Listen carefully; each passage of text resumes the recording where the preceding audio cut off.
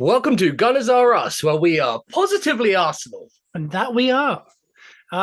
So, Yeah. hey, new podcast, new week. Whoop. So much has happened in so little time. I finally don't feel that ill as well now, which is actually And I'm quite nice. starting to feel a little Ooh, yeah, hot tag. I feel a little something in the throat. But Oh, no, we are back here with another Gunners Are Us podcast. We are Gunners Are Us on obviously all forms of podcasting platform. Make sure you give us a 5-star review. We had some interesting reviews this week. Our friend Bruno, the the Bruno. Manchester United fan, gave us a 4.5 Woo! or a 4-star. Woo! You might not enjoy this So episode. he's dropped our rating from 5-star to 4.8. So that's awesome. Could be the Man United talk. It could be, yeah, but we're very impartial, I like to think. We need to get him on. We had a very, we do need to get him on. And maybe, hey, he's coming to the recording studio. So maybe this week I might throw a little extra one up where we talk about Man United, because we're going to talk a little bit of Man United today, because this weekend was, I think, a bit of a moment in time in which maybe Man United have been completely bombed out. Yeah. So we'll talk about that in a moment. But I wanted to read you a review that we got, because obviously I want you to leave us a 5-star review. Yep. If you have a podcast feed. I'm just looking for it. But here we are. Gunners Are Us. So if you're going to do it yourself, go to Gunners Are Us on iTunes or whatever. 5-star review. Here's an interesting one. This is left from, it's a 5-star review from a family account from Arsene Wenger 2. Okay. It says, I don't have a family, but the camaraderie and togetherness these gentlemen express and bring to the table make me feel as if I'm there and another member. Can't stand the Arsenal, more of a Besiktas fan. Oh. And they're pulling me into being a proper gooner. Away the lads. Oh. And I don't know what's going on with that review. I don't know if that's a real review. I don't know if that's a guy called Matthew that's in our lives, who seems to take on the role of about 1,000 different people on any kind of. But hey, I appreciate it. Support is support, and Matthew is one of the best at supporting us and posting us all over social. So I like the Besiktas shout out in there as away well. The lads. So it's all very mixed. It reminds me of that meme, a friend of ours, Jack. I think you sent it to me as well. Jack the Mule. He's a gooner, proper gooner. We'll get him on it eventually as well. He sent me that meme you did, which was Owen Wilson holding up a photograph saying, look at this photograph. And underneath it's signed Kurt Cobain. And I love things that are wrong. And that one was one of them. Yeah, I like that. That was from Arsene Wenger the second. He likes Besiktas. He said, away the lads. Whoever's taken up their time to send us that and also come up with something very creative, I appreciate that a lot. No, I do. And I appreciate it because it was a 5-star review, which was better than our friend Bruno. Yes. Who gave us a 4, which is dropped about that on there. We will. So anyway, you can also follow us obviously at ByTVO across all social media, and Simon Miller at 316. Simon Miller 316, all social media. Talking to Simon, he will be here with us today. Unless anything changes, he's a busy lad. He's running on about 2 hours sleep in 2 weeks, I think. He has. In case you haven't been following him, he was up in Newcastle for Impact this week, had a hell of an outing. And he was filming a film over the weekend. Yeah. He is now back into doing 15 videos a week on What Culture and his own YouTube channel. Follow his YouTube channel, Simon Miller 316. But he is looking to jump on about 11. So we're recording this about 10:30. Yep. Real time. So hopefully he's joining, or he doesn't, because he's super busy. But we intend to have him on. Hopefully for Prediction League, because we're going to review a little bit of the Arsenal Sheffield United game, a bit of the Man United collapse, a little bit of Arsenal versus West Ham at the London Stadium tonight. Yep. In real time again, and then Simon should be here for Prediction League. As always, we'll be predicting what happens this weekend in the Premier League, and Joe will probably be getting it right. That tends to be the ongoing gag that we've got. The way my betting weekend went, I'm on a roll. Yeah, I have. And last week I said that we should do a accumulators. Yeah, like a bet that people should put on. And we need to remember to do that, because I think that's a fun little thing that people can follow along. Obviously, don't bet a lot of money. I'm talking like 10, 15p. Gamble responsibly. Yeah, that's what they say. Yeah, you got to be careful with that. Don't lose your money. It's fun. It's a fun hobby. It's supposed to be fun, gang. Keep it fun. When the fun stops, stop. That's very good advice from Joe there. That's my brother. Yeah. So we've done the intro. I can take that off of the show plan. But talking of this past weekend, Arsenal were at home to Sheffield United. And something I do want to bring up is that in the Prediction League, you went for 3-0. Simon went for 3-1. And I went for 5-0. Did you? No, I went for 6-0. Oh, wow. And it was 5. Wow. And when it was happening, I was watching a bit of the game. I was thinking, I said 6-0, and we didn't laugh at it, because I was like, I just think they're so bad defensively, Sheffield United. Oh, I tell you what, Emirates on a sunny Saturday afternoon but that's, against Sheffield United. Again, we talk about the PTSD of being an Arsenal fan and of times gone by. Yeah. There was a time in which any kind of bottom 10 teams Yeah. came to the Emirates on a Saturday afternoon. Yeah. We would Huh. 5-6-0. Yeah. Yeah. That doesn't actually happen anymore. Not often. I think this was Arteta's biggest win. Well, the Premier League's quite competitive these days. You don't really get those. Like even a Luton might put up a little bit of a fight. No shade on Luton. Yeah, I was going to say something. Yeah, no shade on Luton. And shout out to Lewis as well. We might throw a little shade on West Ham today as well. Yeah, we will, and that'll be interesting. It's the old Elton Prince TBA derby tonight, and the Declan Rice derby is probably now be known as. My goodness. But as far as Sheffield United, yeah, I really just don't rate defensively how good they are. And I know that their centre back is Trusty. Yeah. Who's an Arsenal player as of 2 months ago. Yeah. And I thought he was actually a vague bright spot for them on the day. Yeah. But they were missing 10 of their first 11. Yeah. So yes, we looked good, but I think they're in a very bad moment with injuries, suspensions, and just general form. But I fancied it because I think as of that game, they ended that game they've conceded 29 goals this season. Wow. And we've played 10 games. Wow. So that's 2.9 goals per game that they're conceding. Yeah. You cannot stay up in this division. People talk about shipping goals, aren't they? They're a bloody harbour. That was so Goldbridge. Manchester, there's a bloody harbour. Didn't it sound like that? That's great. Didn't it sound like that? Yeah. So I just think you can't be shipping 3 goals a game. You can't win games that way. But I tell you what, there's a few weird little things in this game. So firstly, the lineup was interesting. Yeah. We were looking at Kiwior in for Gabriel. Yeah. I think Zinchenko's back in for Tomiyasu, which we expected because we were talking about it last week, that Tomiyasu and Zinchenko, I think, are both quality. They're just different qualities. Yeah. And I think Sheffield United at home, you should hope to play Zinchenko. Yeah. Whereas Tomiyasu is more defensive. He came on, he actually got a goal, and we'll talk about that. Yeah. But him coming back in was a nice moment. Because I think people worry with Zinchenko is the fan base kind of go back and forth. They kind of think he is the only reason we do anything good. And then he's the immediate scapegoat and anything goes wrong. Well, that sums up his game in general, though, doesn't it? It does, yeah. Because he plays a role that not many players in world football play with the passes he makes. But on the other end, the back end, the defensive end, the opposite a little bit. Yeah, and that's also, it's such an interesting character because obviously there's a political part to it. He's quite open with political stances, so people take certain stances with him anyway. Yeah. But he's a character as well. Like he's down as like the funniest guy at the club. But I think this new era we're in, he's the he's the poster child. Yeah, he's the poster child. Like when I think of this new Arteta world we're in, he's the guy I think of, even if he doesn't play all the time. Yeah. He's the guy. Yeah, he's in it, but he's such an odd one because online, I remember last year I thought like anytime he was injured quite a lot last season. I thought I don't see how we progress up the field at all without him. Whereas this season it started that way as well because we tried, I think it was Partey at right back. Yep. And there was all sorts going on. Timber was left back, things like that. Oh, I miss Timber. I miss Timber as well. And he's ahead of schedule and they think he might be back for mid-January. Woo, he's the Aaron Rodgers of the Premier League. I honestly, the Aaron Rodgers thing needs to be studied. But if you don't know, that's an Achilles tear. After like 6-7 weeks, he's throwing balls without wraps and boots on and all sorts. Oh, he's out there in like bloody Metcons or something. I don't know, blowing bubbles while he's throwing. Yeah. But Timber, he tore his ACL in end of August? Yeah. So we're only two and a bit months in. God, it feels like it's been so long, but it's not. And it's a 9-month injury. Yeah. Which would have got him out all season. And we heard reports that he was going to be in for the run-in, which was maybe the end of April and May, or kind of mid-April, which we thought, if he does well, that'd be good.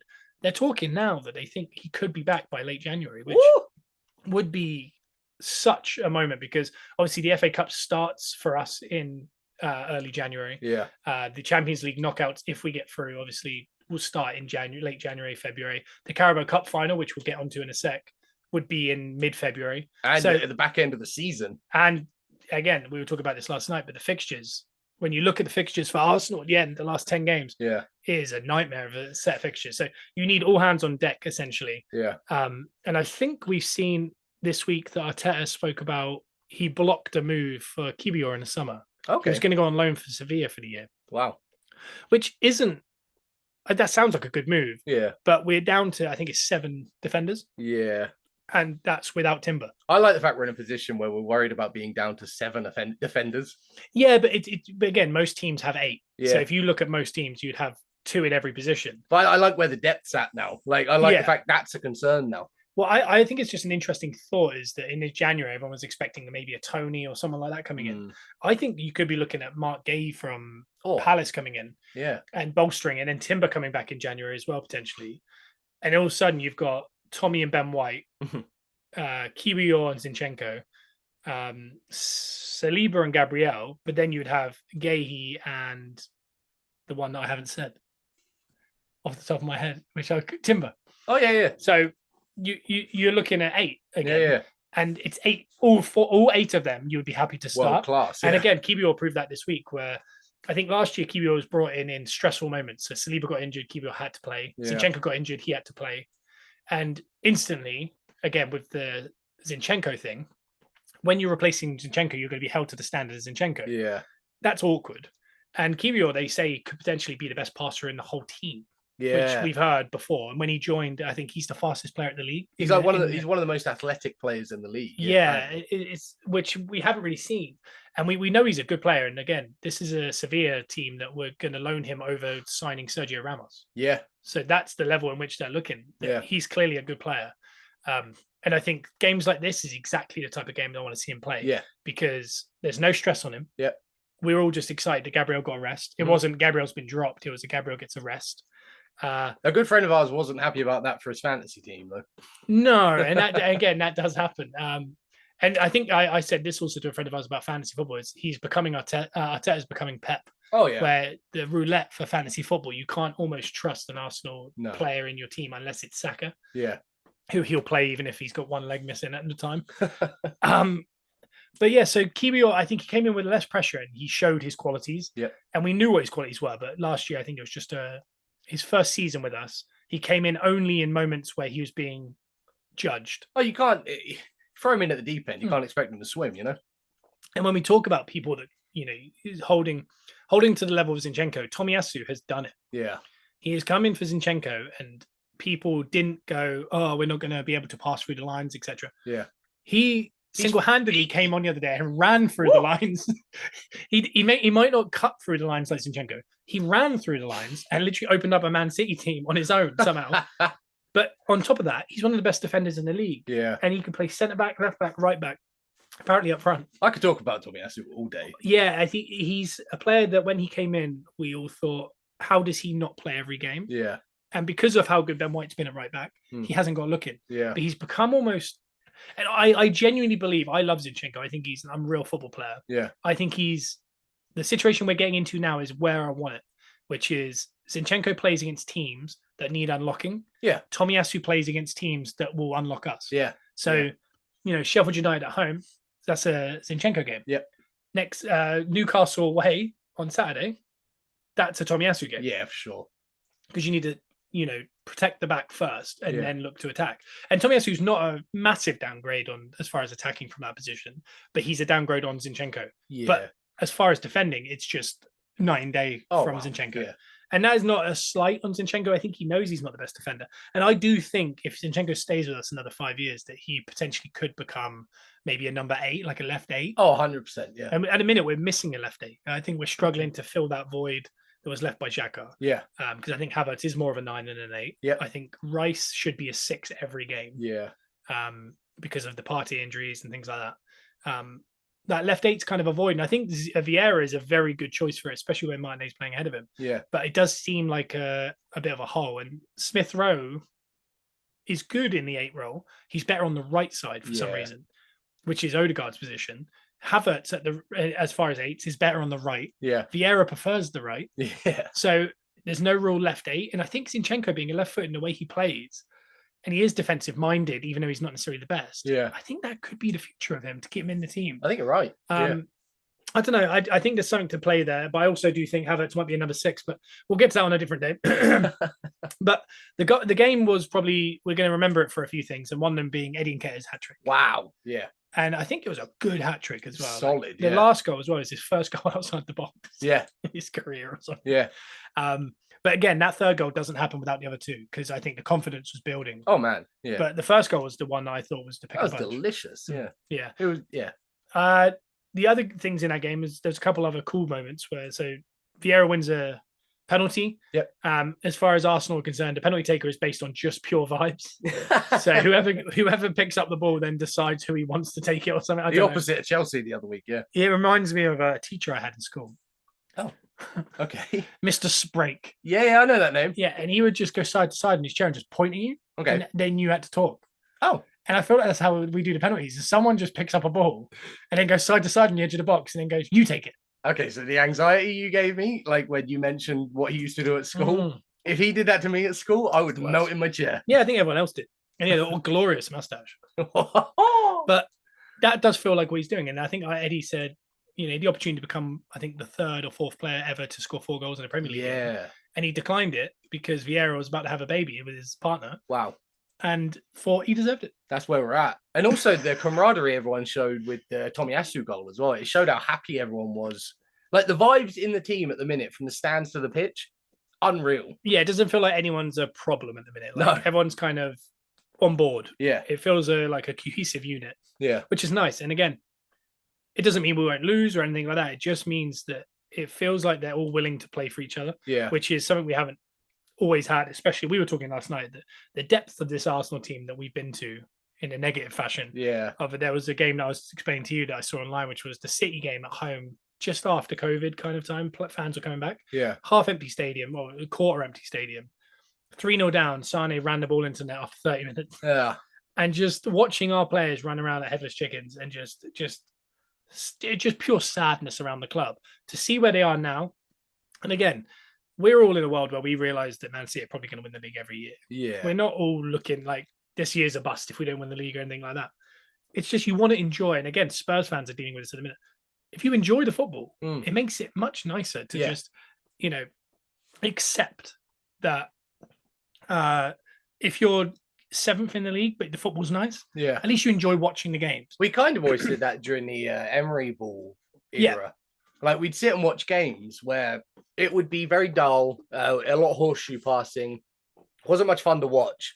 We were getting some wins. Like we had like an unbeaten run, I think, during that time. And Villa are on a very similar one right now. But their football is definitely better than what we were dealing with. More progressive, yeah. But I think, during that era, we used to say it a lot where if I could just watch Arsenal play well and lose even, I'd find that way more enjoyable. Like the win isn't, it's great when you're winning, but it's essential that when you're sitting and watching a 90-minute game, you enjoy the process.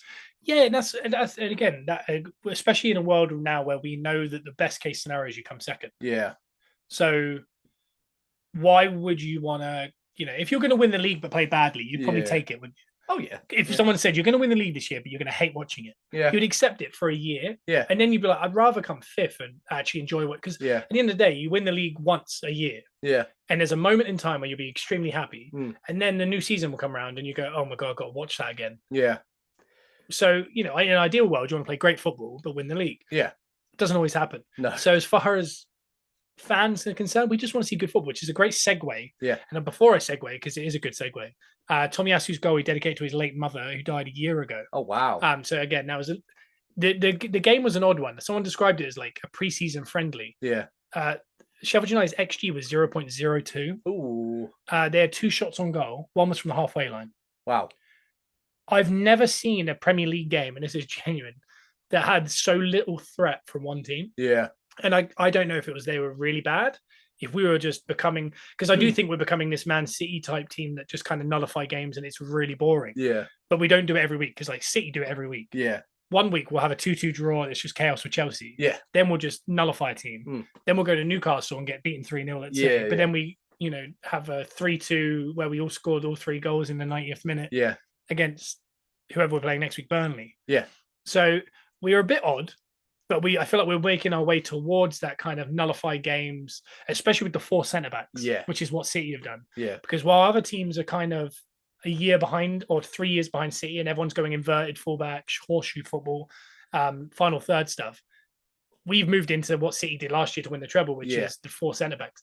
which again, I will say Arteta did before Pep. Yeah. Because Pep didn't, if you remember last year, the first 10 games, we were going, City don't look right with Haaland. Yeah. So they had to change their style to fit him. Yeah. And then he started running away with it. Well, this is how comfortable that Sheffield United game was. I didn't buy an Arsenal shirt last season because we were doing so well. I thought I was going to jinx it by getting a shirt and wearing it to watch the game. Yeah.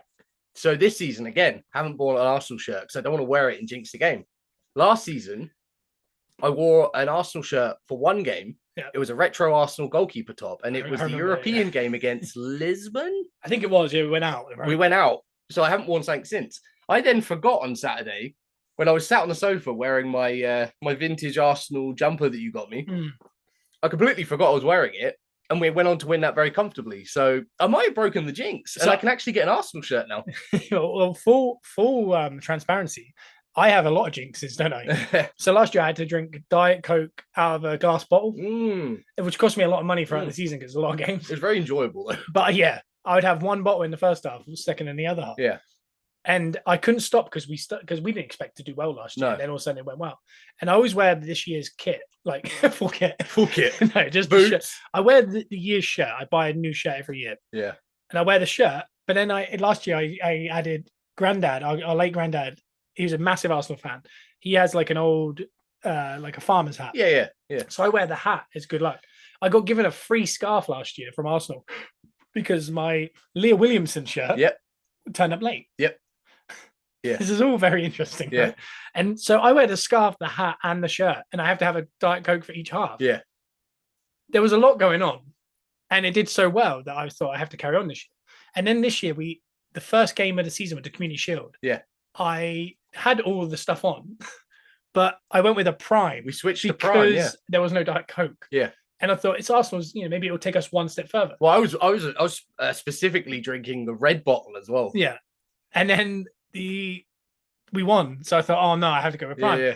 Then I think I did it for the game we drew, and it was a bad draw. It was the Fulham one or someone else. I can't remember who it was. And I thought, I'm going to go back to Diet Coke. And then there was no glass bottle, so I just had a can. Yeah. And we won really well. I can't remember who it was. And then I thought, maybe it just has to be Diet Coke. And then I just didn't have a drink the other day. Yeah. And it was fine. And then this week, again, if it's TV, I have to wear Grandad's hat and red scarf. But it wasn't on TV. No. But I didn't put the scarf and the hat on. Mm-hmm. So this week you had a shirt on. I didn't have the scarf and the hat on or a drink. Yep. All of the jinxes were gone and we won 5-0. So maybe it's no such thing. Maybe it meant nothing. It probably doesn't. Maybe it's in our head. But last season I was terrified because it was we very were doing scary. so well. I didn't expect it. And then once something goes well, you have to kind of stick with it. Yeah.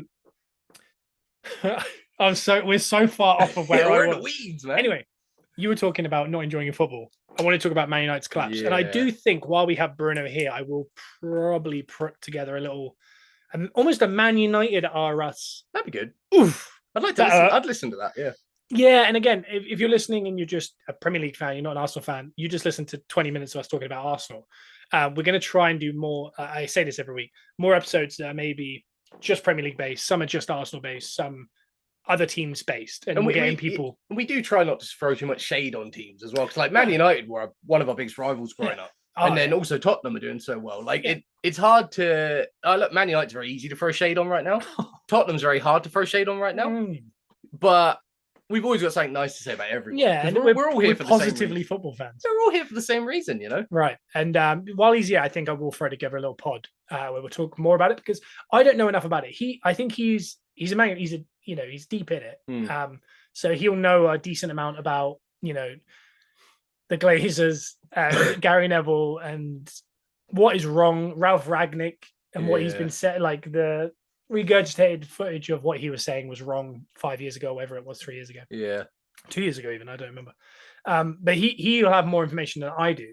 And I can kind of come at it as complete devil's advocate. Ooh! And say to him, yeah, but, from a neutral standpoint, that's ridiculous because it is. Because I have some arguments about, especially what Gary Neville said this week. So we'll talk a little bit about Man United. They lost 3-0 to Man City. Yeah. They were awful.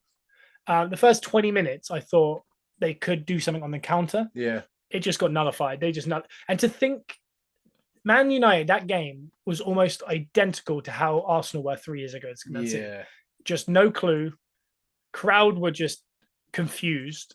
It was like we say with Man City, like a boa constrictor, suffocating its prey. Yeah. It was just, you were just looking at even a stadium. To me, always looks like dark. Well, I think even someone pointed out on Twitter to Gary Neville when he was doing the post-match stuff, and the roof was leaking behind his head. Yeah. But there's just it reminded me so much of the Man City game with us where we lost 3-0 at home, the one I mentioned earlier. And it just felt like you couldn't find one positive. No. You weren't going like, yeah, but there's a couple young players in there that are going to come good, or the manager's going to come good, or at least there's a vibe. It was just bad. It's all very like when it's not going well, it becomes very fickle. Yeah. Because you can look at like Ten Hag, like you'd expect that to be something positive for the club. Yeah. You can look at like the youngsters, like I don't know if Rashford's considered a youngster anymore, but he's an England player and a good one. He should be doing better. But I'm going to be honest, like when I saw the starting lineups come up, when they do the graphics and they're all standing there, I was watching the Man United starting lineup and I was like, what? How have we got it? It was like, when we say, one of our sayings is FIFA's gone too long. Yeah, can I just put a little context? Yeah. Just so people know, because we'll probably say it a lot in our lives. Yeah. On this podcast. It's FIFA gone too long is, when you remember like 5 years ago when football was just peaking, it feels like. Yeah. And you play FIFA manager mode like 6-7 years. Mm. And all of a sudden, Ibrahimovic was Arsenal's centre forward with Dzeko. Yeah. And the winger was Vinicius. Yeah. But he was like 20. Yeah. And you were like, that doesn't make sense. You look at Real Madrid and their front player was, I don't know, Kane. Yeah. And you're like, none of this makes sense. Yeah. And Rashford's at Arsenal and, whatever. Odegaard's at Man United. And you just go, FIFA's gone too long. Like, it doesn't make sense. Yeah. But in real life, yeah, we've kind of got to that point. Because if I was playing FIFA 3 years ago and Arsenal's had 2 of our youth players, which would be fine. Yeah. But their centre forward was Gabriel Jesus from City. Yeah. Zinchenko was there. Havertz was in the midfield. Yeah. Declan Rice was there. Ramsdale was in goal. I'd be like, wait a sec, I don't know what's happened here. Well, back then, players didn't jump team to team in the Premier League that much. It's just rare, yeah. Now it happens like Chelsea, who are doing very poorly, got rid of Havertz, Mount, and Kovacic, their main midfield, and Jorginho, to direct rivals. Mm. It's a weird, and that is in 1 year. Yeah. 1 12-month spell. Yeah. So it's weird. But yeah, when you looked at that lineup, you just saw, what? It wasn't even FIFA's gone too long. It's almost like FIFA hasn't started. Like, why is Maguire and Evans still there? Like it. And again, I'm sure there's a Man United perspective of this is a direct, and maybe I think there's something because Ten Hag said before the reason Varane wasn't in and Evans was in or something, and I don't know, someone was in that they were saying, why is that? He said tactics. Mm. And he brought those players on. So it wasn't tactics. I think he's trying to send a message directly to the owners, which is, I'm sure, what Man United fans will say. Because I remember Arteta said something similar. I think there was a game where we had our centre forward was injured. This was when it was in the thick of he was trying to turn it. Yeah. He played someone like a 6 at 10. Yeah. Or like at 9. And afterwards they said, why did you do that? And he said, I don't know what else I could have done. Mm. And it was almost like a direct shot. The owner's like, I don't know how you expect me to win games if I don't have any number 9s. Yeah. And I have to play defenders there and stuff. Mm. So it's almost like a message he was sending. And I think Ten Hag was sending a message with starting those 2. Albeit they've done fairly well in the last couple of games. Yeah, I mean Maguire's turned it around quite a bit. Like when I watch United now, he did go from like being I don't want to say laughing stock because it's harsh on him. Mm. He was very unlucky and unfortunate in the circumstances, but he has kind of like, I think Roy Keane said something this week about Bruno Fernandes getting stripped of the captain's armband. Yeah. Which I understand because, he's a good player, but in those situations, he wasn't doing anything to rectify it on the pitch, which is what your captain's supposed to do. Stand up, be counted. Yeah. And in my head, all I could think was Maguire should be captain. I know, but that feels like you're going backwards. More, but he's the kind of player that, he has bad games, but he's the kind of player that will stand up in the game. I think that could be one of their biggest issues, though, is you can't make Maguire captain. Mm. But name someone in that team that you think that'd be a proud captain. There's one player that comes to mind. He's not available in a minute. It's Luke Shaw. Yeah. That's the only player that I think is acceptable as a captain at Man United currently. I'm going to be honest. The biggest threat they've had in the last few games is Scott McTominay.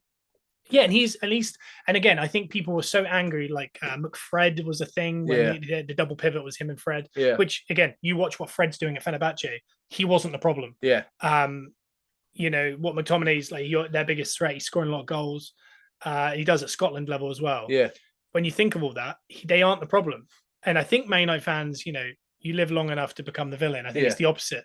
I think McTominay's hung around enough. The people have got to a point where the football is so bad. Yeah. The players are so annoying and bad. They're going, at least he's a Man United schoolboy. He understands the club. He wants the club to do well. Yeah. So they're getting to a point where they're like, even if he isn't the best football player, I'd rather him play than a good football player. Well, he's not going out. He's not going out to a nightclub directly after the Man City game. It's at Rashford thing. Yeah. And then coming home hours before he has to be at training the next day. Like, I like Rashford as a player. But I don't. I genuinely think he's poor. He's definitely. They call him Starboy. He's 27. His stock went up at one point, but his stock is coming down like fast. And I think we grew up. Man United were our biggest rivals in our childhood, basically. Yeah. I have a memory of Man United. Even like this sticks to how positive we are about other teams. Even though they were our rivals, there were some times in there that I appreciate who Man United were. Like, even when I look at the badge now and I look at the legacy of Man United, there's something there. Like, when we play FIFA. It's fading is what I'd say. Though. Yeah, it is big time. But when we play FIFA, and there's certain teams I'll pick as a manager because I can see potential. I can see what I can do there. I know I'm not a manager. I'm saying this like I'm a manager. You should be. But when you pick a team, you can see what you're going to build the team around. And you can see the legacy. You play for that badge. You play for the heritage of that club. Yeah. Man United's heritage and that badge is a proud one. Like, and I can see why Gary Neville's and Roy Keane's get so annoyed because they played for that badge in a good time. Yeah. But I think there's a backbone to that Man United team that I think you can work with. And unfortunately, it is the likes of Johnny Evans, Harry Maguire, Scott McTominay. These are the players that they remind me of the past Man United. They remind me of like Nicky Butt, Paul Scholes, Gary Pallister. Yeah. You got to find like a Brian Robson. Showing your age. Yeah, but that was good Man United. Like there was a manager that was invested in a club from when it wasn't what it was, like Wenger did with us, took it to the next level, brought through the schoolboys, brought through the system, created a personality to the club. You knew what you were getting with Man United. And it's gone. Like, and Rashford should be one of those players. He should be standing up and being the star of that team. Yeah. But he's not. It's so tough. It's such a bottomed out club at this point. Like there's so much it's not a situation where it's all kind of running well, but the football's bad or anything like that. There's no really redeeming qualities. No. It's pure foundations. Yeah. This is Manchester United. Yeah. That is all they've got at the minute. Yeah.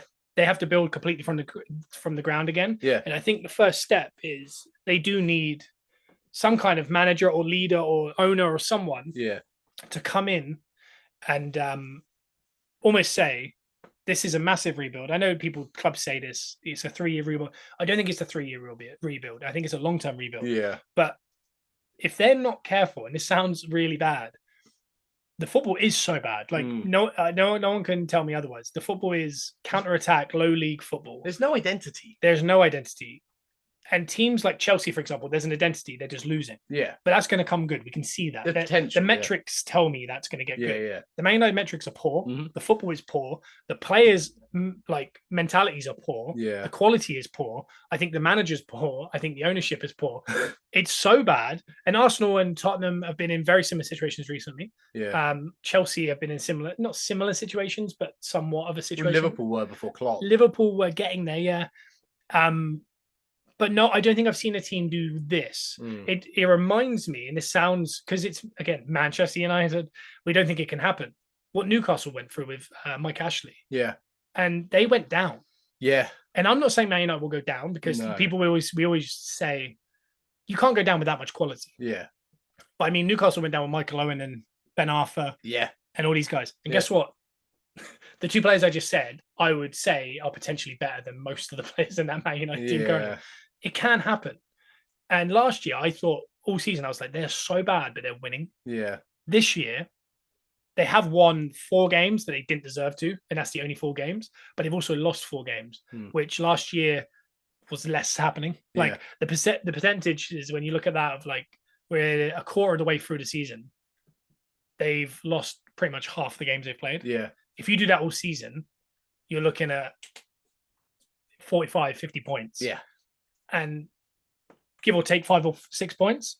That in random tight games, that's the difference between going down and staying up. Yeah. And I'm not saying, and again, I'm not saying that they're definitely going to go down or anything like that, but I do think it's on the table. I thought it was at Arsenal when Arteta first took over. Oh man, there was a season there that got close. It got very by Christmas, he had changed the whole team. Yeah. And we were playing good football with young players and we were winning games and it looked good. Yeah. And it saved him. We came 8th. I just don't see that turnaround coming because when that turnaround happened, we were all saying, just play Saka and Smith Rowe. Yeah. They were already there. They just weren't being played.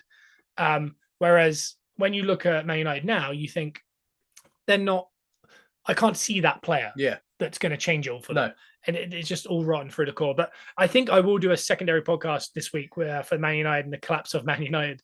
But we're going to talk a bit of Prediction League now and a bit of Arsenal versus West Ham tonight.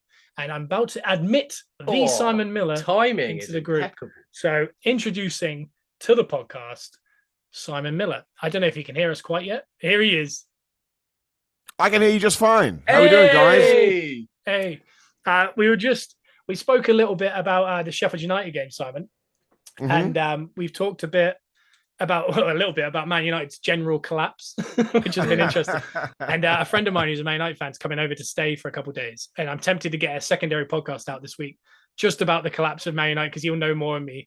And I could play devil's advocate and really be like, it's not the Glazers. They're just bad. Yeah. This is the thing. Like, I'm sure there are elements that tie into the Glazers' ownership. But I don't think the Glazers bought Anthony. I don't think the Glazers bought Jadon Sancho. I don't think the Glazers bought Casemiro. He's kind of fallen off. Eriksen doesn't have any legs anymore. I'm pretty sure these were all decisions made by a team of people. But again, I don't like to say too much because I don't know the ins and outs of it. But it does kind of feel like, look, I don't like it when you get into net spend or anything like that. When you do get into net spend, Manchester United spent a lot of money. A lot of money. And they're getting worse. I'm amazed Erik Ten Hag is still there. I am. Even if it's not his fault, doesn't matter, right? That's football. I'm amazed he's held on this long. Yeah, I'm same. And that's why I'm thinking of doing this secondary podcast because you could talk for hours about it. Oh, God. Yeah. And there's something funny from an Arsenal fan. Yeah. Like we grew up with Man United and they've had to watch us go through very similar situations like 2-3 years ago. Where we started to go, are we going to go down? Yeah. We couldn't find any redeeming qualities in our football or anything. So it'd be interesting to hear from Man United fans. So I'm going to do that. But I do hope for their sake, though, they do figure something out. Because I would like it to be after a couple tumultuous ones. Give it a couple seasons. But I'd like to see it because, like we said, growing up, Man United were a very proud club. And I, as a football fan, I'd like to see them figure it out again. Yeah. But do that in the Championship. Yeah. League One. Doing League One. I'd like to see them go down with Luton and then Luton do a number on them next year. Yeah. Luton not going down. What are you talking about? There it is. Luton definitely staying out. So basically what we got left to do is Prediction League. But I wanted to do a little talk about Arsenal versus West Ham tonight. Yep. It's away at West Ham. Yep. Could be the Declan Rice derby. I guess they're going to play him. They asked Arteta in a press conference and he said he's available. He's doing his coy, he's just lying basically. He's voodoo. I'm sick of his voodoo. Just tell me what's happening. I'm done with it. He was just lying basically. I do think he'll play, but I do think Jorginho will also play. Yeah. It's interesting. I was thinking about this. You know, when you think of your Carabao Cup teams of past, I think of like Bentner, Shamak. Yeah. And I don't know. Akpom. Traore. Yeah. Yeah, that kind of team. And you think, God, this team, I don't know how they're going to win a game. But our like secondary team now is what? Tonight it'd be Eddie Nketiah, probably Saka, Trossard. It's Havertz. Yeah. Odegaard maybe because he's been dealing with an injury, which is why he's dipping form. But yeah, it's not far off of the team that probably played against Sheffield United. So yeah, it's more interesting and probably more likely we could win a Carabao Cup in our lifetime. Yes. I didn't think it would happen considering Wenger started this whole premise of play your youth setup. Yeah. It's a rubbish cup. It's always nice to see Aaron Ramsdale on a midweek as well. Yes. I'm so upset about Aaron Ramsdale. He's going to leave. There's too much smoke now. There's too much smoke. Like when one report comes up, I'm like, yeah, whatever. You're just looking for headlines. Yeah. When it becomes 3, 4, 5, I'm like, I've been here before. I know how this works. And he's going to go, and it's really unfair. And it's the only decision I don't like. look, football's a weird old game, right? I just don't warm to David Raya at all. I just don't. I don't know what it is. There's no specific reason. Maybe it is because I'm a massive Aaron Ramsdale fanboy. I don't know. But I think my worry is, there's a different conversation for a different day. What if it does go wrong and then we sell Ramsdale? Like, that could be a real, oh no, we've totally tonked it. But well, that's the thing is, you got to remember, is Raya's on loan. Yeah. So he could go back to Brentford and be like, nah, I didn't really like it there. And then we've got no Ramsdale, no Raya. It's true. Then we go to like Celta Vigo and buy their keeper that plays out from the back, and it's a calamity next year. He's like, oh my God. That's right. But yeah, we're very close to it. But I think some of you said it, you'd like to win the Carabao Cup this year. Yeah. I would. Top 4 in a Carabao Cup or something. I don't know if we just think too positively, but I would definitely think that. Yeah. I just want to see us win a trophy again. It's nice. Well, I think, do I think we're going to win the league? I really don't know. Like, I think there's Liverpool look really, really good. Newcastle, I don't count out because they do have these amazing performances. Yeah. Who knows what Tottenham are going to do? And obviously, Man City are Man City. So I actually think it's quite competitive this year, which is a good thing. So let's just go and mop up everything else, right? Let's win the FA Cup, the Carabao Cup, get to the quarterfinals, if semi-finals, the Champions League, and finish. Even if we finish third, I almost think you're creating a safety net for yourself. Because even people go, oh, you're going the opposite way because you didn't finish second. You're like, yeah, but we got like 2 trophies and did really well in the Champions League. It still counts. Still counts as progression. So, and we just before you came on, we were just talking about it. It's like, if someone said to you, like, you're going to play terribly, but you're going to win the Premier League, you would take it for 1 year. But then you'd be like, I've got to watch this every week. I'd rather come 5th and play good football. Jose Mourinho football, you mean? I can't stand bad football. Like, when we were under Emery, we got results, but it was so hard to watch. Yeah. And now I'm thinking, I don't think I would give up how well we play football now just to win the league. And you can see that it's not as good football as last year. It's not as aesthetic as last year. Yeah. You can tell that's because he's trying to actually win the league this year or win something. And I don't mind that because it's not terrible football. But if it were to go a little bit further in, it was like Man City. Man City, I hate watching. It's just robotic, boring. If it got too far that way, I think I'd like it for a year. And I'd be like, I'd rather us win 3-2 against Luton, like in last minute, than like the Bournemouth game last year, right? I'd miss the emotional performance. It's not as, if there's no wrong, there's no right. That kind of feeling. But it's because ultimately, and I mean this in a I'm not the right word I'm looking for, but it doesn't matter. Do you know what I mean? If the world was going to end tomorrow, nobody would be like, no, football. And I think after a while, when you are spending that much time for it, even if you are winning, it does get a bit laborious. And you're like, I'm trying to have fun with this. Yeah, and you've seen that, and that's the problem with Jose, right? There's all this amazing stuff at Chelsea, and then people go, ugh. And he did so well at United, and people are like, ugh. So it's like, it's just eventually you can't argue that people go, oh, no, I wouldn't. But the evidence is there. So many teams get sick and tired of it, and they shift on to somebody else. So because at the end of the day, football business is watching it once, like every 3 days. If you're watching something awful every 3 days, it's not worth the outcome that lasts an hour of joy and then you're back to another exactly. It's more when you're playing that way, it's more for the players, isn't it? Because the players can be like, we're winning this and we're doing that and it's great. But as a fan, I hate it. And there's so much effort that goes into it, because you think City this year, you can almost see that they want everything.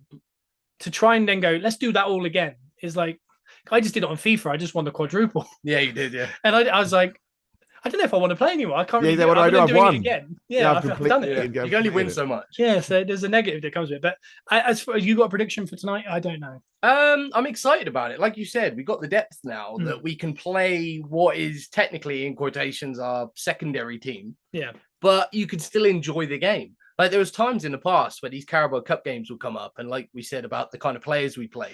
Watching Shamak smash it wide against Reading away or something. Yeah, and you'd watch the game, but it wouldn't be the same because you missed your players, like the players you watch week in and week out. Play the football you like to watch. Yeah. Whereas tonight, I think even if we played a fully secondary team, it's still going to be fun to watch. It's still going to be competitive. It's still going to be competitive. We get to enjoy Aaron Ramsdale, which is our nice little treat. It's like a cheat day, isn't it? We get to enjoy Aaron Ramsdale that one day every month or something. 1 day a month. You get to the Carabao Cup, not even the FA Cup. Yeah. Champions Shield. Champions League. I think it's going to be a very Championship Shield. I think it's going to be a good game, though. I think it's going to be back and forth. I think it's going to be similar to what you said, what we did at Sheffield United at the weekend, but not the scoreline. Yeah. I think if we're going to throw a prediction at it, I'm going to say we're going to win 2-1. So you feel good for the win? I feel good for a win, but I feel like West Ham are very strong. They are, but they've just come off. They're in a very bad vein of form. Like Yeah, they lost to Everton at the weekend at home. It was very, and I watched that game, and I couldn't understand how they would score. Yeah. Like physically, Yeah. I couldn't see how they could even manufacture anything. Them and Brighton are in a very similar Yeah. boat. Like they're very good some weeks, very dodgy the next Yeah. week. They don't show anything. Set pieces with Ward-Prowse is my only worry for tonight. I think. Other than Yeah. that, I feel quite good about it. Yeah. What do you think, Simon? Do you think we'll win? Well, I think we've all let ourselves down because we haven't gone through the real prediction, which of course is will Declan Rice get booed? Honestly, That is. the amount of people talking, who cares? Who Yeah. cares? It really annoyed me this morning. Is he going to get booed? Who cares? I don't care if he gets booed. Declan Rice doesn't care if he gets booed. Literally, I was listening to a certain sports-related radio show today. Yeah. That was their top story. And I was like, really? you've got to be kidding me. This is all you've got today. Is Declan Rice going to get booed? I think I'll call this podcast "Is Declan Rice gonna get booed?" Yeah, see what happens. Even There though might be a reason for There's this, a yeah. 10-second gap in the middle where we talk about it briefly, but Let me But see like, how boo stupid him. it is. Like, if West Ham fans boo him, totally get it. Boo him. He's not on your team anymore. Why should you care? Like, Yeah. why should you care what he did? I like 2-1 Arsenal, I think. Although West Ham don't really score, do they? Like they don't. Yeah. We said this earlier. They don't have. If they had, I mean, they wouldn't get Tony. But if they did have Ivan Tony in that team, I think they'd be top. I honestly think they'd be top 6 minimum. Yeah. Because they're a really good team. But they don't have that. And yeah, if we do play a weaker side, I think we'll probably. Yeah, I'd say 2-1 or 3-1 Arsenal would be. Yeah. Would be. Yeah, my gut. But I do think it'd be relatively simple. when you think of, I think Tomiyasu might play right back, Yeah. and I think you might see Kiwior at left back, Okay. and then Gabriel and Saliba might actually play. I think Yeah. there's a chance. That back four, I don't really see like Jared Bowen's the danger to me. Yeah. I don't know where he gets through that. No. He Yeah. will at some point, I'm sure. But We're so organized and drilled even at this level. But I do think Ward-Prowse is going to somehow get him a goal or assist or a goal. yeah. So I'm going to go 2-1 Arsenal as well. But Yeah, I think that's I'd love to go through because there's a lot of big teams are out, and it Yeah. does feel like a year where we could sneak through to the yeah. end. So yeah. winning this and then getting, I don't know, Port Vale Yeah. at the Emirates next would I'll be take it, ideal. yeah, I'll take it. I'll take it. I'd enjoy that a lot. And then we'll go on to Port Vale. Yeah, we'll lose. That's the problem. We'll lose Port Vale. Yeah, Ramsdale mistake steals his the last game. So no, we're going to move into prediction league. So we got the 10 games coming up this weekend. I could tell you that this week Simon and I got 4 out of 10, and Joe got 5 out of 10. Woo! So Damn. Joe is now won 5 weeks. I've won 3, and Simon's won 2. Ugh. Overall, Joe's got 44 right. I got 41. Simon's got 35. Simon, you've had a bad couple of weeks before this week. You got 4 this week. It's because I keep betting on Luton. That's why. I tell you what, if it got you extra points, you got an identical score right. You said Wolves, Newcastle 2-2. Mm. And Do I I get say, extra points for that? I feel like I should. I tell you, that's a good prediction. Yeah, that's very good. Because I do think Wolves are actually very good. They are organised, yeah. Yeah, I was really Hey, impressed. with Gary O'Neill's been dealt a bad hand by Bournemouth. He's actually. I'm just saying it because it's an Arsenal podcast, but he's in the Arteta mold. He's Yeah. ahead of the game. Do you know what I mean? He's way ahead of his years, and the people at Bournemouth did not realise that, and they've definitely gone and got a worse manager. They've Oh, got yeah. a manager who they think is Gary O'Neill, which is Yeah. ridiculous. It's so dumb. They've made a huge mistake there. I do think sometimes people see the kind of, like I joked about Arsenal losing 2 keepers and we go get Celta Vigo's Mm. goalie or whatever. It's almost like that seems like if you're playing Football Manager, you're like, he seems like he's good. Yeah. He's from Celta Vigo. Yep. Yeah. It's like Gary O'Neill's not like, I don't know, nice enough. It doesn't sound like pretty enough. It's not fancy. Yeah, it's like, oh, it's an ex-Pompey midfielder. Like, I don't know what Yeah. we do with Yeah, that. yeah. Whereas this guy's like, he was Real Valladolid Yeah, yeah, manager. And it's like, yeah, but he's a really good manager. We just Yeah. don't realize it's a really good British manager. First match of the cards is the 12:30 on Saturday is Fulham v Man United. Okay. And with Man United at the minute, Fulham are the team that I tend to bet completely against. Yeah. Because I just don't rate them. But them at home at midday against the Man United team that are completely out of favour. Yeah. I'm going to start this off and just say I think it's going to be 2-0 Fulham. Woo! That's bold.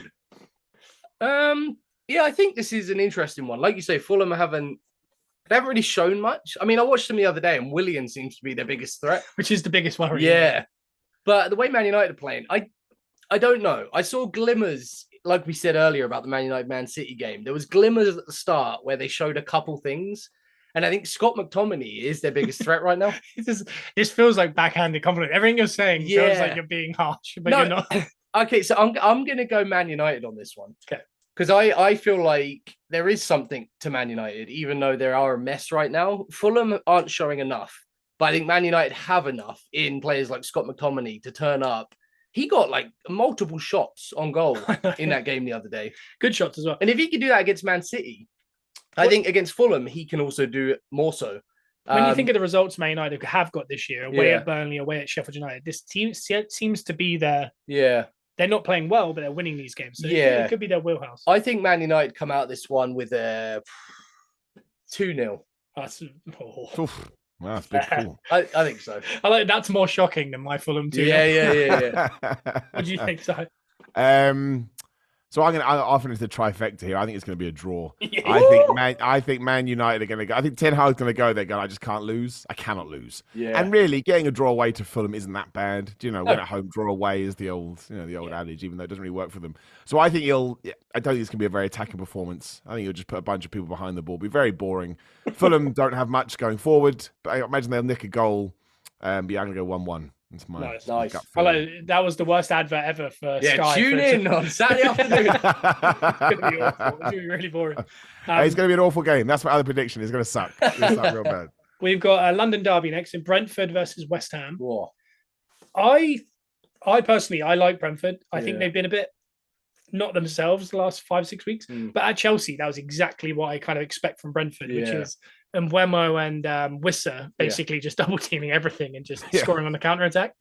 I say all this. It's very dependent on West Ham losing at Everton. If they lose to us at home, and then have to go to Brentford, it's a big week for Moyes because I think the pressure could be at a point where maybe they could play within themselves. Yeah. But again, they could beat us and go in with the thing. Yeah. So because of these variables, I don't know. I'm going to go draw. Okay. I'm going to say 2-2.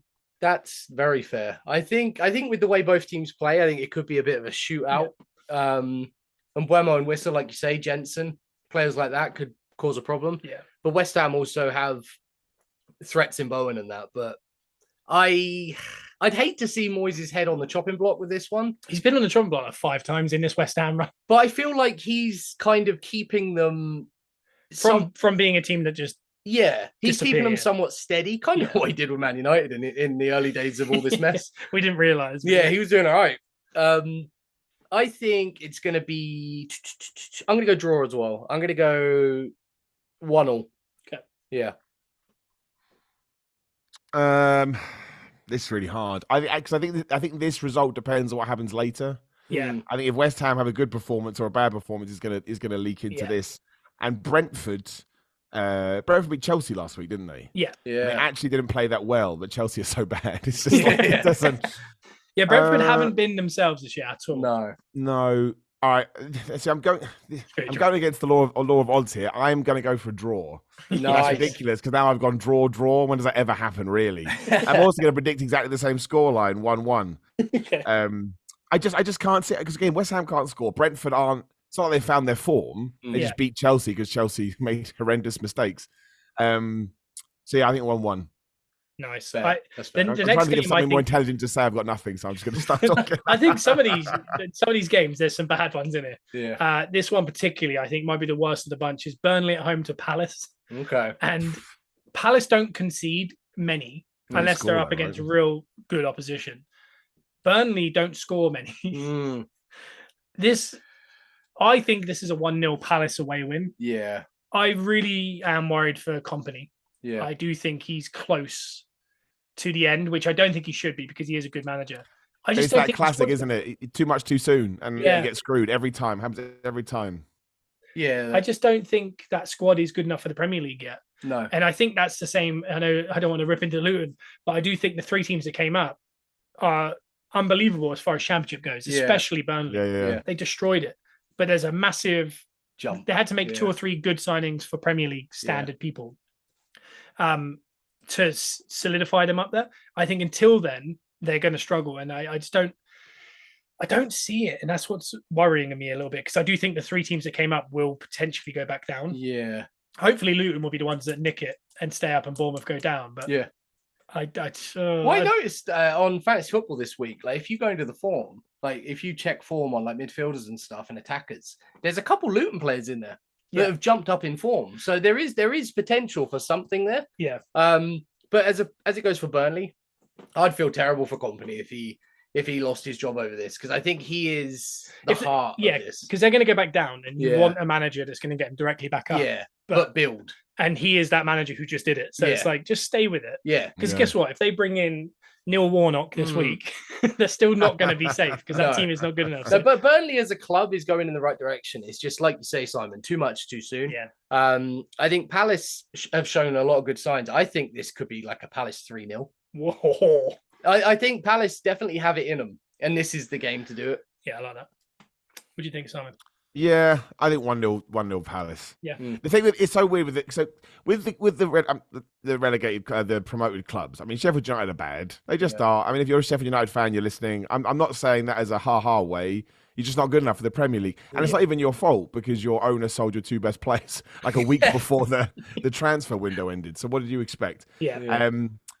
Luton are Luton. I think they're a bit of they're a flip of a coin every week because you don't actually know what you're going to get. And they have bought some amazing players. Like if Ross Barkley becomes the Ross Barkley of old, or Townsend becomes the Townsend of old, they probably could nick a few wins to stay up just because Bournemouth are terrible too. Yeah. Whereas Burnley actually play good football, but they're just not equipped for the Premier League. Yeah. It's such a weird thing. Like they should be getting results, but ultimately they aren't. And therefore, they're not all of a sudden going to. I've fallen foul to that trap too many times in the past. Like, I'll be this game. It'll be this game. That's what I do with Chelsea. Oh, it'll be this game. And then they turn up against us, and then they back to being absolute dross. So I think 1-0 Palace. Yeah. But again, they don't score many goals. But Burnley really don't score any goals. They have nobody to score any goals. That's the worry, isn't it? Yeah, I go 1-0 Palace. Cool. Because, like you said with Luton, is they've brought in a couple Premier League level quality players. And on paper, coming up, that looks good. Yeah, if you add that to the team that got you up, that's going to give you the best chance. Whereas and they're not match fit yet, so you never know. Because Sheffield United, I do think they are the team with no redeeming qualities. Well, like you said, they did the opposite. They got rid of their 2 best players. Yeah. Well, they're still playing with McBurney, right? Who is a really good player, but he's proven before he's more of a guy that comes off the bench to help you out and elbow some people in the face. Yeah, exactly. So, yeah. It'll be interesting. The next game is an interesting one because of the form. Is Everton at home to Brighton. Okay. Everton have been an odd team this year. I think they won away at Brentford or Brighton, one of them. Yeah. And they've won away at West Ham, but they've been just losing every game at home. Yeah. So it's an odd one with Everton. I don't know what they are. They're very confusing. They feel like still the Everton that we've had for the last 5 seasons. It feels like nothing's really changed. Yeah. But they've just kind of become a bit of a pushover. Yeah, because I don't think like last year they were in a relegation battle for pretty much the whole year. I don't think they're going to be this year. I think they're going to come 12th or something, but well clear of the relegation. But if you're an Everton fan, I don't know how, but there is a massive thing looming, which is they might be getting a 12-point deduction. Yeah. Which would save Luton very quickly. And that the weird one is Everton look like they might be getting a 12-point deduction, and that actually might happen. Yeah. The worst part about all this is there's a Chelsea transfer, I believe, somewhere. Yeah. That could cause them a deduction this year as well. Okay. But I like the fact all this is happening, but Man City still aren't getting any. I know, no one cares about that anymore, do they? Ridiculous. But why would Chelsea and Everton get the deduction? Yeah. But Man City are just never getting this deduction. Wait, it's because World Football and Premier League loses too much money if Man City disappear. But Everton's one was based on a summer. Yeah. And I think Chelsea's is based on one player. Man City have 115 charges over a 10-year period. And there's nothing being done. It's just madness. I don't honestly understand. They're like a major company that can't be touched. Because everyone loses out. And people joke that Everton won't ever get relegated. And they're one of the, I think, few teams with us. Maybe Tottenham. Yeah. They've never gone out of the top division. And it would be a big moment if they were to. But wouldn't it be the most Everton thing if they got a 12-point deduction and then one stayed up by a point still somehow? So I think they got to be looking at every home game. If they can get a win, if this deduction comes, because of how bad those bottom 3 are, they still might be able to fight their way back out. So it is 4 wins, essentially. And if you're at the bottom there, to win 4 times is tough. So if Everton, they beat West Ham last week, they beat Brighton at home, you're halfway back from that deficit. So I do think there's going to be and obviously they lost their owner. Bill Kenwright. Bill Kenwright. And I think after that Everton game, they said that performance was all based on doing it for him. Yeah. So they have got a bit of something behind them, that's bigger than all of us, I think, that's pushing them. Yeah. So I'm actually going with the Everton win. Okay. I think Calvert-Lewin's playing. Yeah. If Calvert-Lewin plays, he's a problem. So Well, I'm going to go 2-1. He's another player that if you look at the fantasy football form, he's coming up. So as long as he can stay fit. That's the biggest if, isn't it, with him? And with this game, like we said earlier, Brighton and West Ham are these teams that just kind of they look unbelievable one week, and then the next week they just don't turn up. Yeah, Brighton's odd. I think they're definitely struggling with the Europe, like the extra games, the smaller squad, and they will get found out a bit. But what do you think? I'm going to go Brighton. Okay. I think Brighton will win. This will be a good week for them. I think Everton's home form isn't great. Yeah. The big win last week. I think they've exhausted it. I'm going to go Brighton to win 2-1. Cool. So I am also going to go Brighton. Oh, nice. I'm going to go 3-1, just because Brighton again. When Brighton turn up, they're brilliant. Yeah. And who did they play last week? They beat Ajax, obviously, but who did they play at the weekend? Brighton? Oh, that's a good.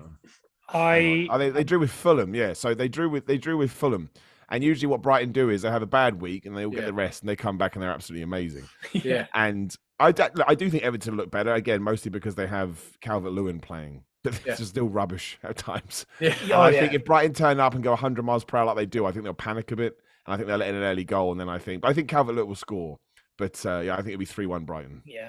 Because I think I've watched a couple Everton games where like the first 15 to 20 minutes, they're just like all over the team, on the goal, like, and it just slowly disappears.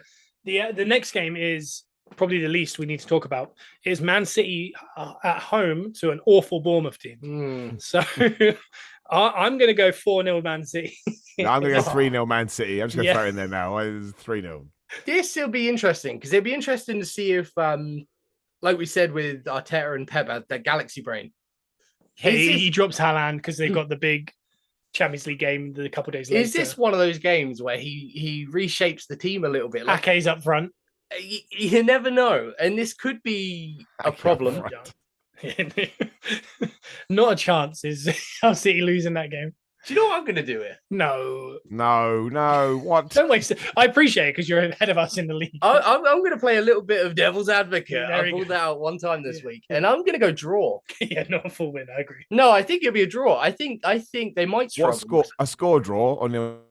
I think I'm going to go 0-0. Yeah, I think. Well, I believe that more than a score draw. Bournemouth can't score goals. Yeah. If Bournemouth had like a really fast winger, that could just randomly. City are bad when teams break on them. Yeah, don't they have Patrick Kluivert's son, Bournemouth? Yes. He's done nothing, right? He's done absolutely nothing so far. That's what I mean. Like if they had like a Zaha type, you'd think, do you know what? Like Brentford is a perfect example of the team that go to City or Chelsea or Arsenal and win 2-1 because Mbeumo and Wissa are just so good at counter attacks as well. Yeah, Forest are another good one, but Bournemouth, they don't have the ball, and if they counter attack, I don't know where that comes from. I feel like Man City might do what we did with Sheffield United, and I think they might try and rest some players, and I think it could be a problem. Not a chance. I'm going to go with it. City got a week's rest as well. They're not in the Carabao Cup, so yeah, I don't know. I'm sticking with it. I'm going to go 3-0, and I'm going to go Haaland hat-trick as well. I'll write that down. Shall I triple captain him? You were supposed to for this United game. Yeah, I've been waiting for Luton at home, but I thought everyone's going to do that. Oh, I did that with Watkins this week, and it didn't work. Yeah. I think I said at the start of the season I'll go Haaland triple captain against Man United, but I meant at the Etihad. Okay. But I nearly did it this week. But I mean, he got 2 goals and an assist, so it would have been a perfect. Yeah, it would have been great. Maybe I want a hat trick, but the chances of getting it that week is just bizarre. Yeah. The next game is Sheffield United versus Wolves. Oh. That is an odd game that I wouldn't like to visually see. No. I feel confident for this one. 2-0 Wolves. 2-0 Wolves. Yeah. They're a good team. They're well organised. They're now listening to Gary O'Neill like we talked about. And Sheffield United they got nothing. They don't. They're not, again, if someone's listening, going, shut up, Miller. I don't mean it in a bad way. I feel sorry for Sheffield. And again, they don't need my sympathy. But they had their legs, the carpet pulled out from under them. So 2-0 Wolves. Yeah, I agree. I'm actually going to go the exact same. 2-0 Wolves. Sheffield United have 10 of their starting 11 out with injury. Yeah. They are just in a bad place. I just 3 o'clock. I feel like if it was on TV on like a Super Sunday, Yeah. the crowd might be up a bit more. There's, Yeah. all eyeballs are on it. Maybe there's an atmosphere that confused Wolves a little bit. Yeah. But I just Wolves with Cunha up front, Hwang. Neto has torn his hamstring. He's going to be out for a long time. Lost Neto, yeah. But I still think Cunha is such a good player. Yeah. No, I agree. It's 2-0. I think the overall energy that Wolves bring to a game will just destroy Sheffield United in this one. I'm going to say 4-0 Wolves. Oh, I think can this see could it. Yeah, I can see. Yeah, I think a lot of people don't understand where Wolves are at right now. And I think this might be the game where everyone just sits back and goes, yeah, what Wolves got? Well, Newcastle won, 8 or 9-0, was it? Yeah. Yeah. Yeah. 8-0, Yeah. Yeah. At Sheffield United. So, yeah. Wolves are too good, I think. Yeah. The next game is the Arsenal game. So we're away to Newcastle, 5:30 Sky TV on the Saturday. That is so hard. Yeah. And for all your wrestling fans that are also Arsenal fans, this is the exact same time as Crown Jewel. Yes. Oh, So man. Is it really? I believe. Oh, no, I can't watch it. Great. Thanks a lot, Saudi Arabia. Yeah. I was like, the one time that British fans are like, we can watch wrestling at a normal time. Yeah. Arsenal happen to be playing. So if you're a Newcastle and Arsenal fan, they're also wrestling fans. You've been hard done by. Oh, yeah, just avoid some spoilers and pop the network on at 7. You have the network on one, you have the TV on the other. Yeah. I'm just saying. But talking to Saudi Arabia, we're against the richest team in the world. Yep. And there's a lot going on with Newcastle in it. So Tonoli has finally got his 10-month ban. Yeah. They're without about 5 players. I can't remember the exact players. I should have. Isak is out for a bit. Isak, Botman, Barnes. There's a couple others. Yeah. They're definitely depleted. Hmm. And the thing I'll say is they've got Manchester United tonight in the Carabao. Yep. Then they go away home to us, and then 2 days after that, or 3 days, they're away at Dortmund. That's and a rough run. They have to win. Hmm. This could be the hugest benefit to all of this. Is we are home to Sevilla next week. Yep. We have Burnley at home the week after. Yeah. We have West Ham tonight, which is no travel involved, things Yep. like that. Like, it's London.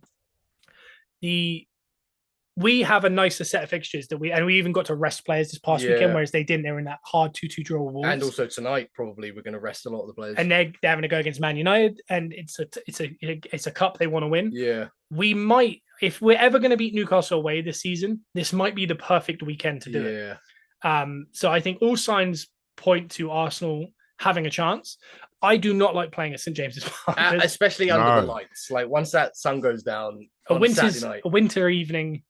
Not fun. And I know we won last year there. Yeah. If you remember the first 20 minutes, we were just under siege. But if you actually look at it like a forward line sort of Almiron, Wilson, players like that, Gordon. Yeah.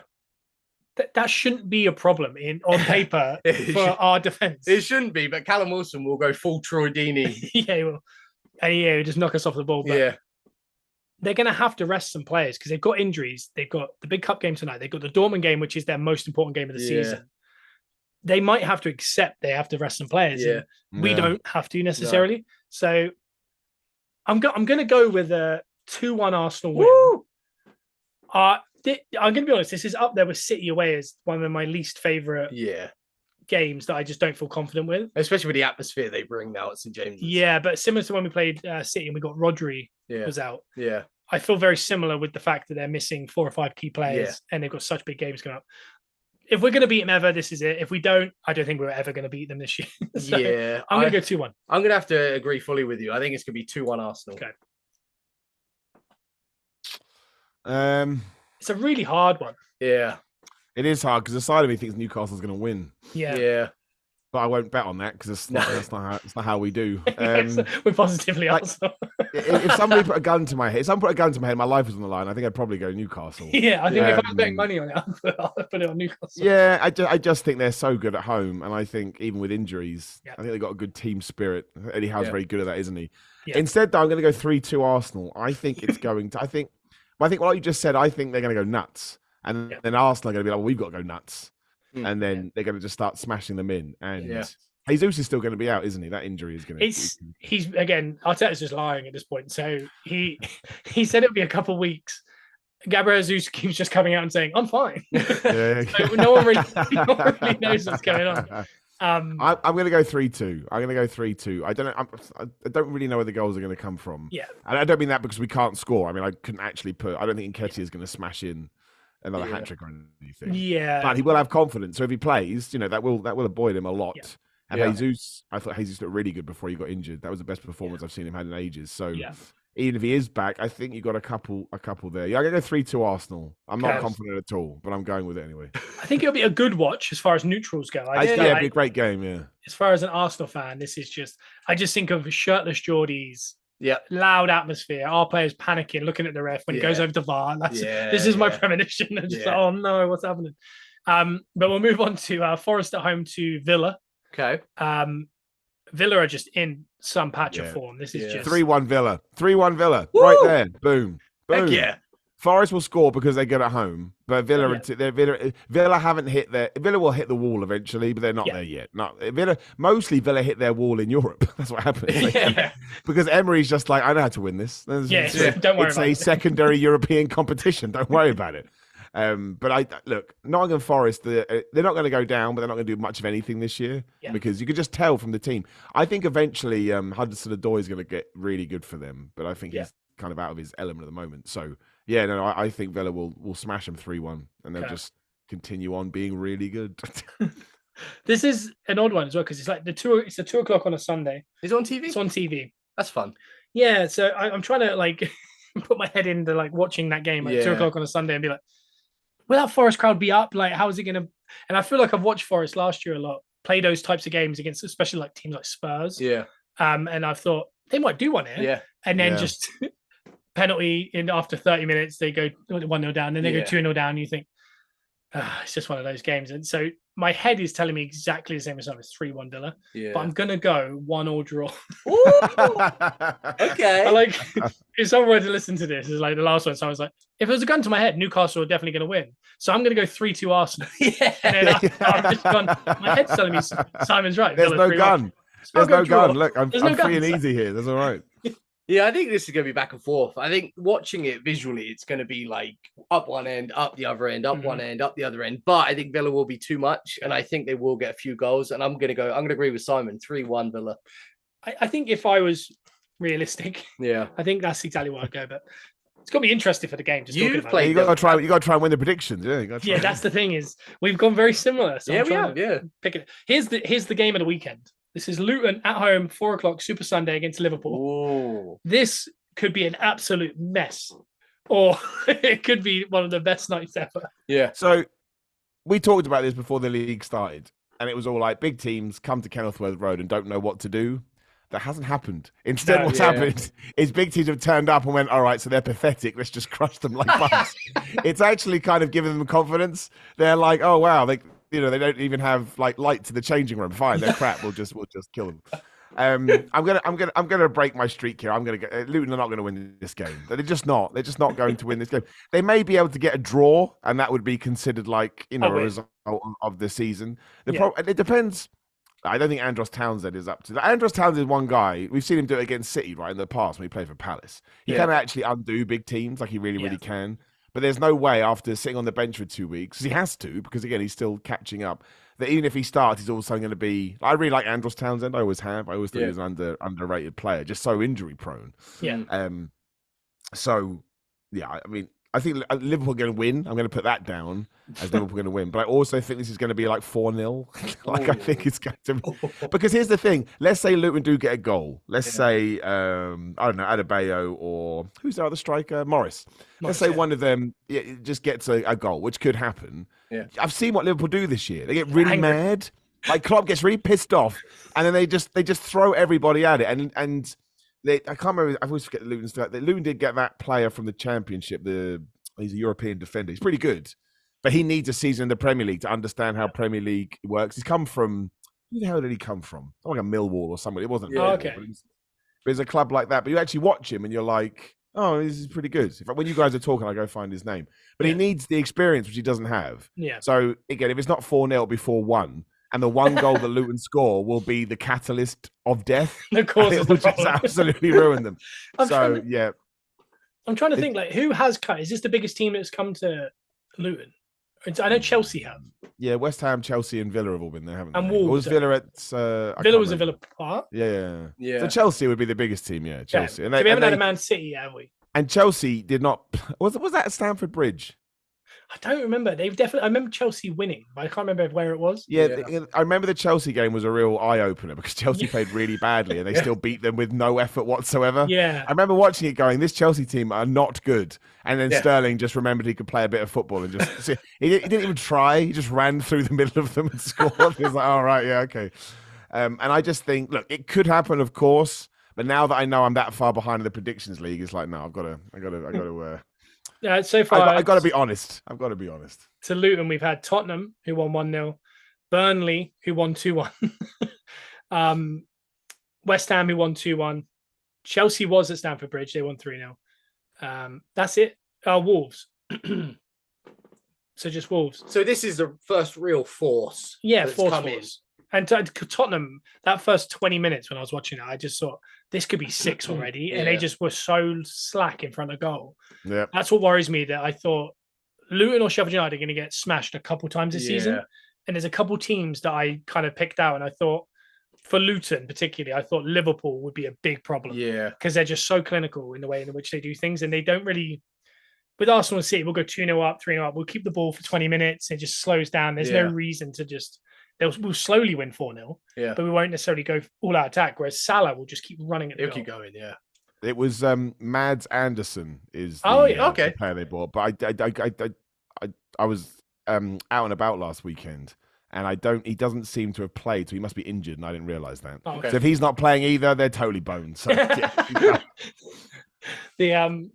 So I've said all season that I thought Liverpool, Newcastle, those kind of teams would be a problem for Luton just because they don't seem to have down periods of the match. So I think this could easily be 4 or 5-0 to Liverpool. But at some point, the atmosphere at Luton is going to get to a team. I think that team is probably Man United or Chelsea at Luton. Yeah. Yep. It's not Liverpool. So no, I'm going to go. They don't care about that stuff. I'm going to go 1-0 Luton. You know what? Why not? You know what? I was because. So Simon's backed Luton all season, and I feel like this is the one time. This is the curse. They might actually. I could. You know what? I'm visualizing it. I'm visualizing the final whistle going, the Luton players celebrating, and this is. I feel like this could be the game. Yeah. But I was going to go Luton win, but because Simon's gone Liverpool, you've gone Luton. I'm going to play devil's advocate, and I'm going to go draw. I think it'll be 1-1. Okay. I tell you right now, if we got a weekend where that's a draw, Man City and Bournemouth are a draw, we need to start putting money on this. We're going to walk away with the fortune. I'll tell you what, I might actually put a small bet on Luton winning that game. Oh, I'm still going to bet on Luton winning. Don't get me wrong. Like, it'll come in eventually. Because I always go the stupid odds. Did I tell you what happened a couple of weeks ago? I haven't, have I? No. So I did all the stupid, after I'd screwed up once, I just did it again. Yeah. And this time, I had every single one right. If I kept in there, I would have won £850. Oh my God. But at half time, because they were offering me it was like literally a £5 bet. Because whoever I was, Sky Bet, Palipal, whatever, because they were offering me like 70 quid. I was just taking the 70 quid. And then they all finished. And I was like, you should have taken the 70 quid. I hate betting. It's the worst. Worst thing ever. Cashing out is the worst thing that ever happened to betting. I'd rather not. If you see it there, you're like, that makes sense.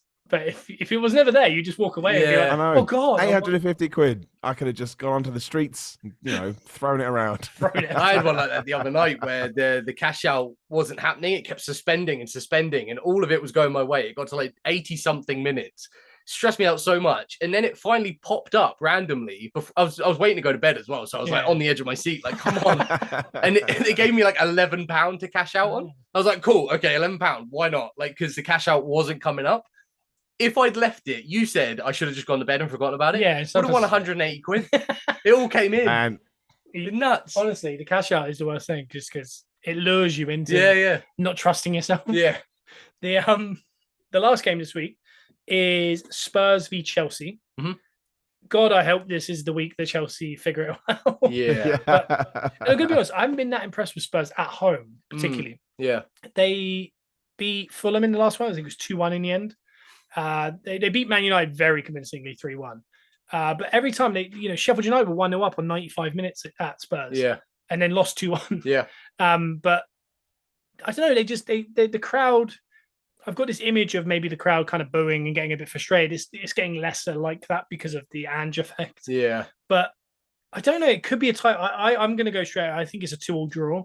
Yeah. And I don't know if this is me just hoping that Spurs kind of trip up at some point. Yeah. Because this weekend could be a really weird one because that could be a draw. We could lose to Newcastle and Man City could smash Bournemouth. And all of a sudden, Man City are top by 1 point. And we go, back to normal. normal. Business is resumed. Yeah, it just feels like that kind of weekend. If I was a Man City fan, I'd be looking at it thinking everyone else could lose it. Yeah. Chelsea Spurs at Spurs tends to be quite a good game. Same the other way around as well. I think Chelsea will do a very similar thing to what they did to us. I'd like to say Chelsea are going to win this one, but I was going to go 2-2 as well. Oh, okay. Yeah, I think it'd be tight, and I don't think Spurs will win, but. I tell you what, over the weeks, I think we've all gone 2-2 for a lot of games. Yeah, we like the number goals. Yeah, 2-2 we like. What do they call it? A Desmond. Desmond, yeah. It took me years to figure that out. I didn't understand what they were talking about. I was like, "What does that mean?" And I was like, "Oh right, yeah, Desmond 2-2." And I was depressed for a while. So I was going to go for a draw, but again, in order to get back to where I need to be, I can't follow what you guys have done, and I'll never climb the rankings. So I'm going to go for a Tottenham win. Sell my soul. I apologize. I think it's going to be 3-1. I think that is it. I watched that Chelsea game last week. I mean, admittedly, it was on the TV when I was in the gym, so it's not like I was watching it properly. Yeah. But it looked like they just attacked, had no clue, and then Brentford just did a couple of not set plays, but a couple of plays they've clearly been working on in training and scored. Yeah. It wasn't hard at all. It was so easy. So I think Tottenham are playing really, really well. I don't think they have an injury crisis. I don't think anybody's injured for them, so they'll be fine in that sense. Yeah, I'd love to think that Chelsea are going to win, but again, I think that's my heart over talking my head. Yeah. If it's anybody else, I wouldn't be thinking that. So yeah, I think Tottenham will win 3-1. I'm going to go with. That's fair. I think that is a good one. The only thing I'd say with Chelsea is that they seem to have the ball a lot, and they seem to sit in the final third trying to break teams down. They just can't, and they get counterattacked on. Whereas I think this is one of the first times this season where Spurs are going to have the ball, and they're going to counterattack with like Mudryk and these types of players. Cole Palmer's been very good. So it could work, but I kind of think because they're so inexperienced, if Tottenham just run at them for the first 15 minutes, they'll definitely concede one, and then they've got to play on the front foot, and then Tottenham will get a second, and it's gonna be an interesting one. I tell you quickly though. I tell you what's good stacks. You told me that I think the Tottenham goalkeeper has faced the most shots. Is it of any player? Yeah, other than Sheffield United, maybe. And they're like 50 less than Tottenham. Yeah, and with Chelsea's XG in games, it could come around. Yeah, the combination of those two could come into effect for Chelsea here. Or the Chelsea forwards are actually bad. Yeah. We don't know. That. Yeah, we'll find out soon. But no, they are your predictions. We've got a big week coming up. So we've got the West Ham away tonight in the Carabao Cup. We've got the Newcastle away in the week, and then we are playing Sevilla at home next Wednesday. So we'll be recording a podcast before then. Yep. I'll be trying to get up a podcast with a Man United fan to do a little collapse of Man United kind of. I think it'd be an interesting listen. I look forward to listening to that. Yeah, it'll be interesting. He doesn't know he's doing it yet, so that'd be even better. Yeah, I like that. Spring it on him. Yeah, I'll spring that on him. So it's a big week ahead. I'm excited about it. I think this is a good little spell for Arsenal before that next international break. Winning at Man City has definitely alleviated a lot of pressure from us. So I don't know. It should be good. Who knows? You never know. Like a couple of weeks ago, we said we could lose to Chelsea, Sevilla, and then beat Sheffield United, and you'd be like, "Oh my god!" Like we could go out of the Champions League already. Yeah. But instead, we won that big away game. Yep. We got back into that Chelsea game. We beat Sheffield United handily. We could beat West Ham and Newcastle this week, and we're just thinking it's a good season. Yeah. Yep. Yeah. I totally agree. They're all hard games. Apart from Sheffield United. and on that note, you can follow Simon at Simon Miller 316 on most social medias, I believe. We are by TBA on most social medias, and then Gunners are us on anywhere you get your podcast. Give us a 5-star review. Let your friends know. Download it 4,000 times. Tell them to do your friends to do it 4,000 times. That will help the numbers, and it'll make me feel good about myself. It'll make me feel fuzzy in my tum tum. Oh yeah. Joe, do you have an outro? I said you a cease and desist right away. You do. Simon, your last words. I'll let Joe do his outro, and then I'll shut it off. My last words are: let's hope for a really great weekend of football. I can actually watch this weekend, which I'm very, very excited about. Oh, nice. Last week was all over the place. So, yeah, that'd be good. There's a good amount of football TV as well. You've got a midday, 5:30, 2 on the Sunday, and a Monday night. So and a Saudi Arabia WWE show. And while Arsenal lose to Saudi Arabia's football team. Cool. What's your outro? So tonight in London, the Hammers think they're going to nail us, but in reality, their bubble's going to burst. Come on, Arsenal!